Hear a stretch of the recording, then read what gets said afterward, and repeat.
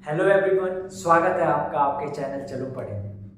आज की वीडियो में हम पढ़ने वाले हैं वर्सटाइल नेचर ऑफ कार्बन के बारे में। कहने का मतलब जैसे कि आप सबको पता है, कार्बन का एक अलग से चैप्टर है और ये चैप्टर हम इसलिए पढ़ते हैं क्योंकि कार्बन जो कंपाउंड्स बनाता है वो बहुत ही ज़्यादा कंपाउंड्स बनाता है। अगर हम प्रेजेंटली देखें तो कार्बन के जो कंपाउंड्स हैं वो कितने होंगे, क्या आप गैस कर सकते हैं?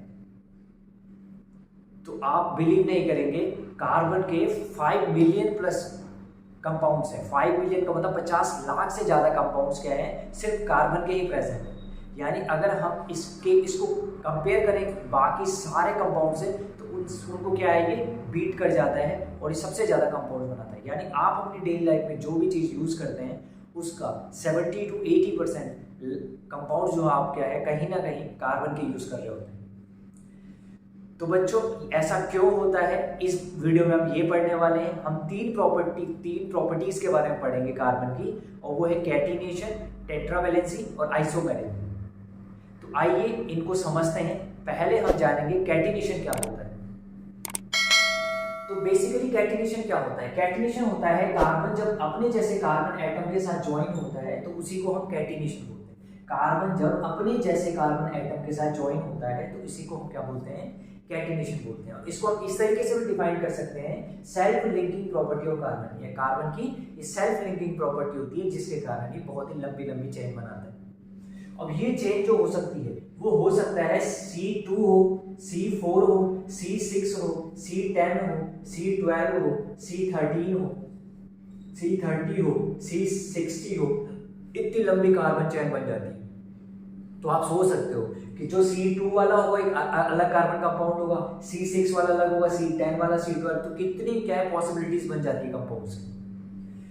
अब बेसिकली क्या है, ये जो कैटिनेशन है ये सिर्फ स्ट्रेट चेन, मतलब जब कार्बन जो होता है वो सिर्फ स्ट्रेट चेन ही बनाता है। वो क्या है, ब्रांच चेन भी बना सकता है इस तरीके से, मतलब ब्रांचिंग भी कर सकता है ऐसे करके। और क्या है, कार्बन क्या कर सकता है, साइक्लिक कंपाउंड्स बना सकता है ऐसे करके, जिसमें कार्बन क्या होता है एकदम सर्कुलर, उसमें ना क्या हो जाता है ऐड, मतलब एक दूसरे से लिंक हो जाता है। ठीक है, इसको हम बोलते हैं, इस प्रॉपर्टी को क्या बोलते हैं बच्चों, कैटिनेशन। तो इससे क्या होता है, बहुत ज्यादा पॉसिबिलिटीज कार्बन कंपाउंड की बनने हैं। आइए दूसरी प्रॉपर्टी को समझते हैं। दूसरी जो प्रॉपर्टी है वो है, आपको पता है कार्बन की वैलेंसी कितनी होती है। इससे पहले प्रीवियस वीडियो में मैंने बात की थी कि कार्बन क्या होता है, जिसका एटॉमिक नंबर कितना होता है, 6 होता है, और इलेक्ट्रॉनिक कॉन्फ़िगरेशन 2,4 होती है ना।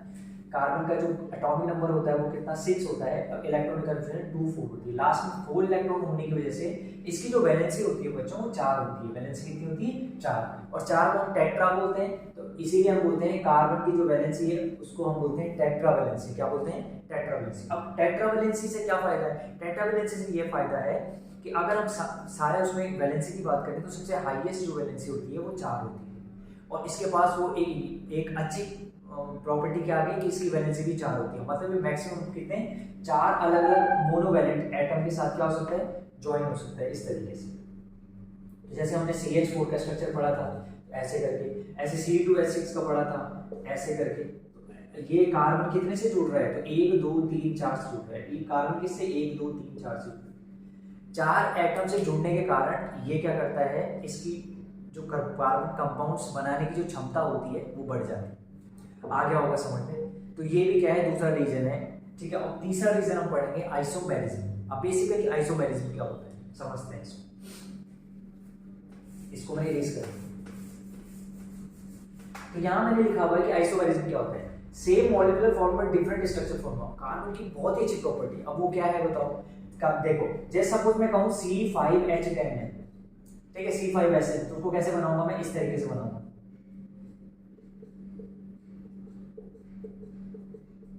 अब ये कैसे बने, ये मैंने प्रीवियस वीडियो में बताया हुआ है, कोवलेंट बॉन्डिंग के उससे, है ना, ये बताया हुआ है। एक बार प्रीवियस वीडियो देख लेना तो आपको पता लग जाएगा। ठीक है, और देखो यहाँ कार्बन ऐसे भी बन सकता है C5H10, क्या ये दूसरे तरीके से बन सकता है, बिल्कुल बन सकता है। कैसे बन सकता है, देखो ऐसे करके,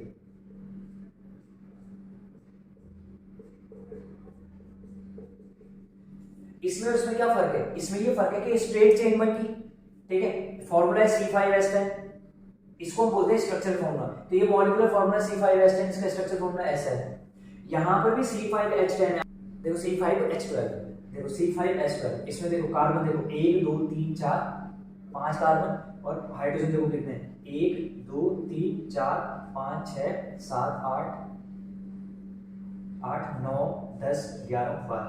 तो C5H12 में इसका स्ट्रक्चर इस तरीके से बन रहा है, ठीक है, और यहाँ पे C5H12 इसका स्ट्रक्चर ऐसे बन रहा है। मतलब एक ही फॉर्मूले में दो स्ट्रक्चर बन रहे हैं। तो जब स्ट्रक्चर फॉर्मूला अलग हो जाता है ना, तो प्रॉपर्टीज भी अलग हो जाती है। तो मॉलिक्यूलर फॉर्मूला तो एक ही है, लेकिन उसी मॉलिक्यूलर फॉर्मूले में दो कंपाउंड्स बन गए हमारे, ठीक है, डिफरेंट फिजिकल प्रॉपर्टी के साथ। तो इस प्रॉपर्टी के कारण क्या है, कार्बन के कंपाउंड्स की जो प्रोबेबिलिटी होती है, पॉसिबिलिटीज होती है, वो बढ़ जाती है। इस प्रॉपर्टी को हम बोलते हैं आइसोमेरिज्म, जिसमें कि क्या है, हमारा मॉलिक्यूलर फॉर्मूला सेम है, स्ट्रक्चरल फॉर्मूला अलग अलग है। तो बच्चों आपको समझ आया होगा। तो अगर मैं आपसे पूछूं कि कार्बन के बहुत सारे कंपाउंड्स क्यों हैं, तो आप कहोगे कि 3 रीजंस की वजह से। पहला है कैटिनेशन, दूसरा है टेट्रावैलेंसी, और तीसरा है आइसोमेरिज्म। इन्हीं 3 प्रॉपर्टी की वजह से कार्बन बहुत ही ज्यादा कंपाउंड्स बनाता है, और ये क्या है, रिपीटेडली ये क्वेश्चन आता है। तो आपको बेसिकली समझ आया होगा।